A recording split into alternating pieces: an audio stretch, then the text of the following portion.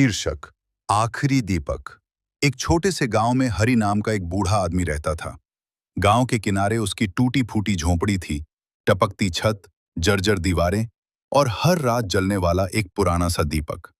कभी उसका भी भरा पूरा परिवार था, हंसती मुस्कुराती पत्नी, 2 बेटे और आंगन में गूंजती खुशियां। लेकिन किस्मत ने सब छीन लिया। वर्षों पहले उसकी पत्नी चल बसी और दोनों बेटे शहर कमाने गए, फिर कभी लौटकर नहीं आए। शुरू में चिट्ठियां आती रहीं, फिर फोन, और फिर एक दिन सब बंद। अब हरि का जीवन सन्नाटे में बीतता था। हर सुबह वो धीरे धीरे लाठी टेकता हुआ बरगद के पेड़ तक जाता, रास्ते में गायों को रोटी खिलाता और वापस अपनी सूनी झोपड़ी में लौट आता। गांव वाले इज्जत तो करते थे, पर सब अपनी जिंदगी में व्यस्त थे। त्योहार उसके लिए सबसे कठिन होते।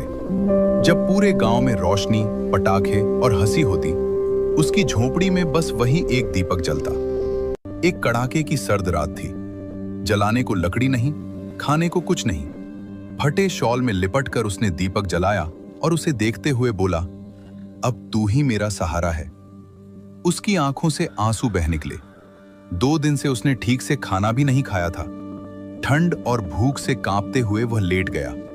मन में एक ही ख्याल, शायद आज आखिरी रात है। तभी ठक ठक ठक दरवाजे पर दस्तक हुई। हरि को लगा वह सपना देख रहा है। दस्तक फिर हुई। कांपते हाथों से उसने दरवाजा खोला। सामने 2 आदमी खड़े थे, सूट पहने, आंखों में नमी। पिताजी। हरि की लाठी हाथ से गिर गई। वो उसके बेटे थे। दोनों रोते हुए उसके पैरों में गिर पड़े। हमें माफ कर दो पिताजी, हम दौलत कमाने में इतने खो गए कि आपको अकेला छोड़ दिया। हरि कुछ बोल नहीं पाया, बस कांपते हाथों से दोनों के सिर पर हाथ रख दिया। उन्होंने झोपड़ी के अंदर देखा। टूटी चारपाई, खाली बर्तन और वो अकेला दीपक।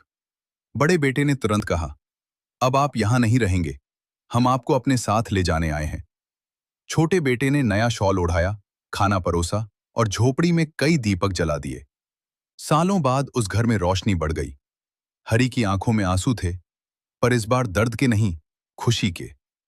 उसने आसमान की ओर देखा और धीमे से कहा, हे भगवान, देर की, पर अंधेरा खत्म कर दिया।